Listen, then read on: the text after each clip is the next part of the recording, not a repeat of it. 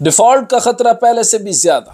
पाकिस्तान के ज़र मुबादला के ज़खायर 3 सालों में कम तरीन सतह पर आ गए। पाकिस्तान खामोशी से इक्तिसादी तबाही की तरफ बढ़ रहा है। हम कभी भी कर्जों के बोझ और बूम बस साइकिल से नहीं निकल सकते। हमें उर्दू के अंदर धमकियां और वहां अंग्रेजी के अंदर जो है वो मिन्नत समाजत। हमें उस मुसीबत के अंदर नहीं जाना कि जिसके अंदर वापस आने का कोई रास्ता बाकी ना हो।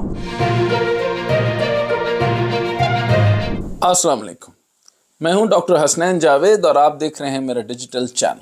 डिफॉल्ट का खतरा पहले से भी ज्यादा। पैसा ना मिला तो इसहाक डार क्या करेगा? पाकिस्तान के ज़र मुबादला के ज़खायर 3 सालों में कम तरीन सतह पर आ गए।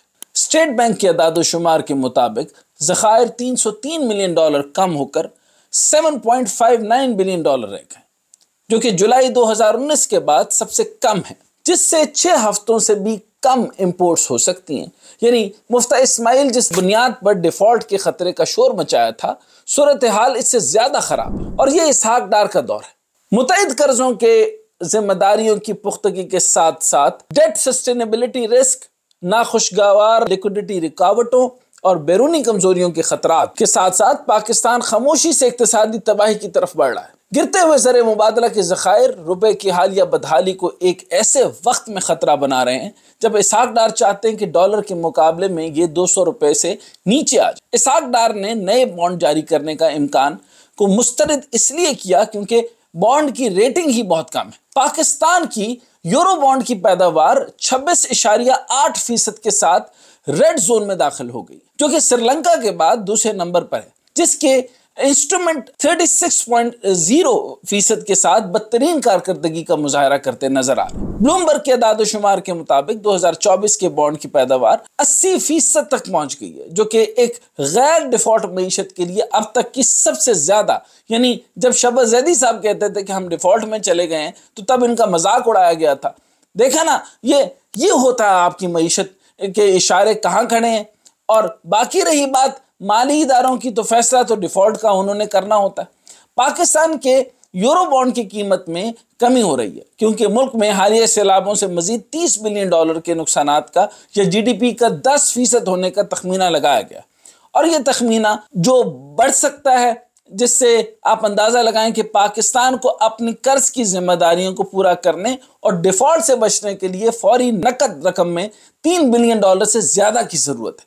मुल्क को दिसंबर 2022 में हुकूमत की तरफ से जारी करदा सुकूक के मुकाबले में $1 बिलियन की पहली मैच्योरिटी अदायगी करनी होगी और रवामारी साल के दौरान पेरिस क्लब के ममालिक को मजीद $1.17 बिलियन अदा करना होंगे। मोडीज ने गुज़श्ता हफ्ते पाकिस्तान की क्रेडिट रेटिंग को घटा दिया था, जबकि वर्ल्ड बैंक ने आने वाले माली साल के लिए पाकिस्तान की शरह नमू यानी ग्रोथ रेट को सिर्फ 2% कर दिया। हम देखते हैं कि अर्जेंटीना कई बार डिफॉल्ट कर चुका है, आमतौर पर 4 से 5 साल के बाद डिफॉल्ट कर जाता है, और श्रीलंका ने हाल ही में डिफॉल्ट किया। लिहाजा अगर पाकिस्तान इन ममालिक के करीब है तो ये इन ममालिक की डिफॉल्ट क्लास में शामिल हो चुका। आपको याद होगा कि चंद दिन पहले इसहाक डार ने कहा था कि हमने ना तो बॉन्ड की मैच्योरिटी को आगे बढ़ाएंगे और ना ही पेरिस क्लब जाएंगे, मगर वजीर आजम शहबाज शरीफ की सरबराही में अपनी अदायगियां वक्त पर करेंगे। ये कोई इसहाक डार का कमाल नहीं है, बल्कि मजबूरी है, क्योंकि अगर ऐसा ना किया गया तो मार्केट अच्छा नहीं बल्कि मनफी तासुर जाएगा। आपको कोई क्रेडिट भी नहीं देगा। आप जो सहारा बचा है वो ये है कि चीन कर्जों को रीशेड्यूल करते, वर्ल्ड बैंक, एशियाई तरक्की बैंक से, तरक्याती बैंक से कर्ज आ जाए, दोस्त ममालिक और दीगर जराए से कुछ मदद आ जाए, तो गुलशन का कुछ कारोबार चलेगा। और ये इस मुल्क के साथ शुरू से चल रहा है। यानी हमें मईशत चलाने के लिए भी कर्ज चाहिए, और इन कर्जों का सूद और कर्ज उतारने के लिए मजीद कर्जे, हर दफा अंदर बाहर से मईशत को ठीक करने के लिए कभी मुफ्ता, कभी इसहाक डार जैसे टेक्नीशियन बुलाए जाते हैं जो बीमार मईशत को कर्जों के इंजेक्शन लगाते हैं, इनके चेहरे पर जरा रौनक ले आते हैं और दावा करते हैं कि बीमार का हाल अच्छा है, मगर ये हाल बिल्कुल अच्छा नहीं है। मईशत तबाही के दहाने पर है। इसहाक डार दांत दिखाकर, बढ़के मारकर अवाम को बेवकूफ नहीं बना सकते, और ना ही अदाद-ओ-शुमार के हेर फेर और डार मेलोड्रामा से, जिसकी वो बहुत माहिर है। जब तक मईशत में रिफॉर्म स्ट्रक्चर नहीं होगा, ऐसे ये कभी नहीं चलेगा। हम कभी भी कर्जों के बोझ और बूम बस साइकिल से नहीं निकल सकते।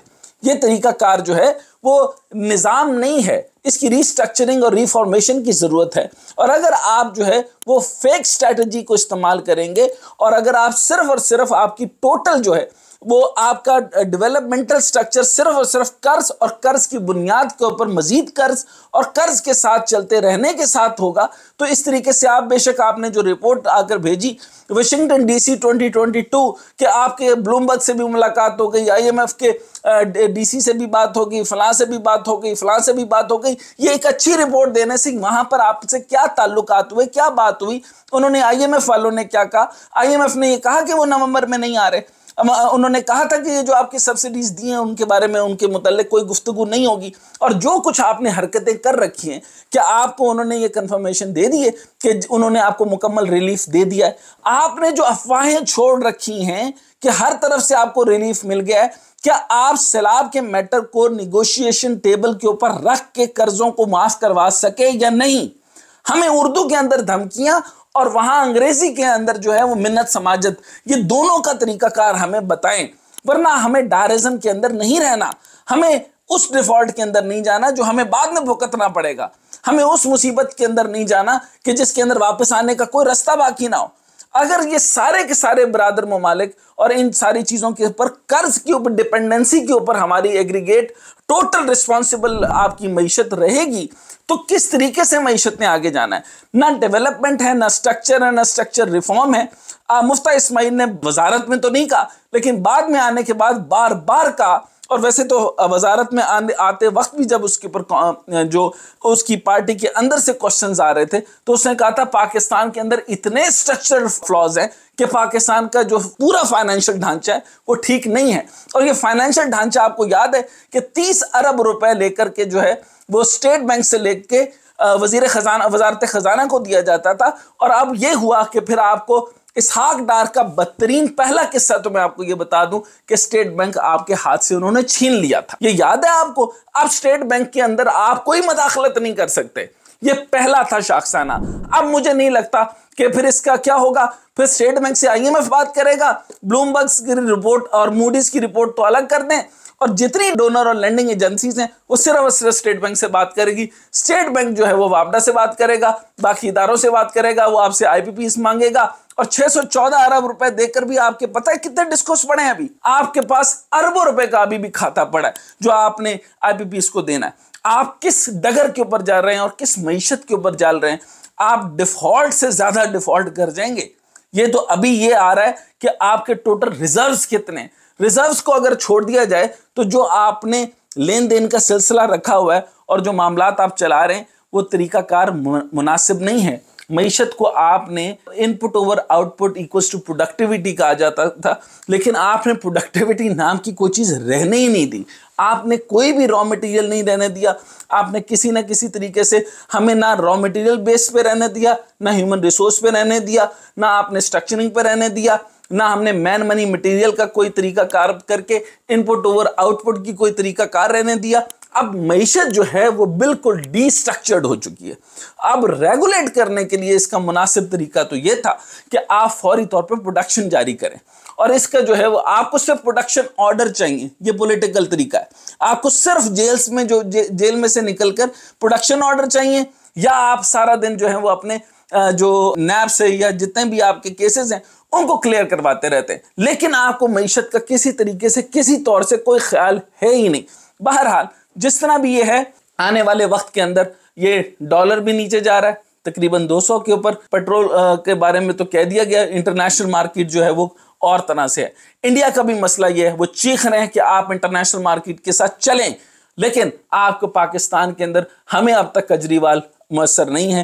ہم اس وقت ہماری آنکھیں لگی ہوئی ہیں کہ کوئی کجریوال آئے اور جس طرح اس نے دہلی کو بہتر کیا ہے اسی طریقے سے پاکستان کو بہتر کرنے والا بھی کوئی سمجھدار آدمی پاکستان کو بھی ملے.